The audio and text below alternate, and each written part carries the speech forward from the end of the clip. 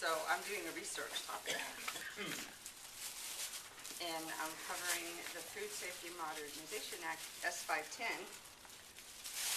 which, if you've heard about it, it got passed by the Senate, but they forgot that there was some revenue enhancement in the bill, which means it needed to be originated in the House, so it's been stalled. Thank God. So starting, I would like to explain that early in the 90s, I'm covering a particular topic having to do with food safety, and in the early 90s, the FDA was working on genetically modified organisms and deciding how to write the policies and treat foods that had been genetically modified. Prior to working for the FDA, Michael Taylor was an attorney for Monsanto.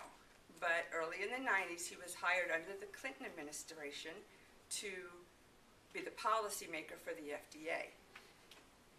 At that time, Monsanto had been working on an injectable bovine growth hormone. It's called recombinant bovine growth hormone that they would inject in cows that would increase their milk production between 10 and 20%.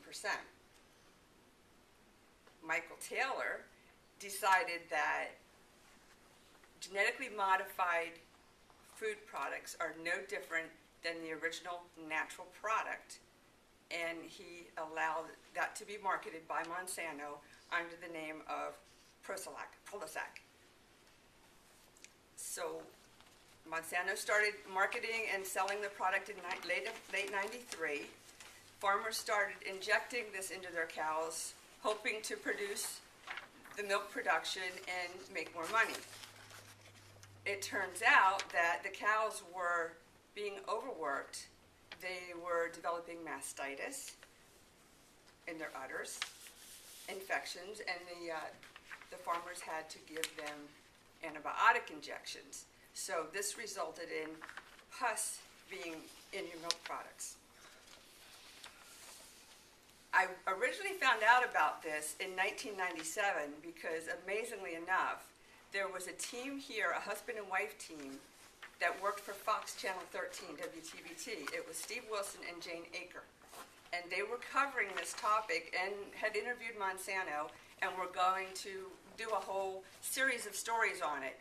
But Monsanto came down on Roger Ailes with Fox, and they stopped it. Wilson and Aker pushed it, and they got fired. Okay, so GMOs have been in our foods heavily beginning in '96. That's when it really took off.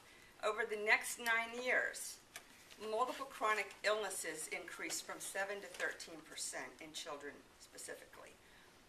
There were more allergy-related illnesses. They doubled from 1997 to 2002. There was also a dramatic rise in asthma, autism, obesity, diabetes, digestive disorders, and certain cancers. In May of 2010, the American Academy of Environmental Medicine concluded through animal studies that they had done that there is a relationship between genetically modified foods and infertility, accelerated aging, as early onset puberty, dysfunctional insulin regulation because there's an increased GF1 factor, changes in major organs and the GI system, and immune problems such as asthma, allergies, and inflammation. After careful analysis by government scientists in Canada, they decided that the FDA had pushed this through much too quickly and without any study, and this is banned in Canada, Europe, Japan, Australia, New Zealand, and the UK since 1993. As the farmers saw their cows getting sick, they decided that they would go off of this and started labeling their milk products, saying that we do not treat our cows with this bovine growth hormone. The milk is being produced naturally. The FDA disapproved of that, and they came back and said, okay, you can do that, but you have to also add on the label that according to the FDA, There's no difference between milk from treated and untreated cows. This is Michael Taylor. After he left the FDA, he went to work for Monsanto, again, as its vice president and chief lobbyist. Michael R. Taylor is now appointed Deputy Commissioner of Foods in January of 2010. He's the first person to hold this position in this newly created Office of Foods.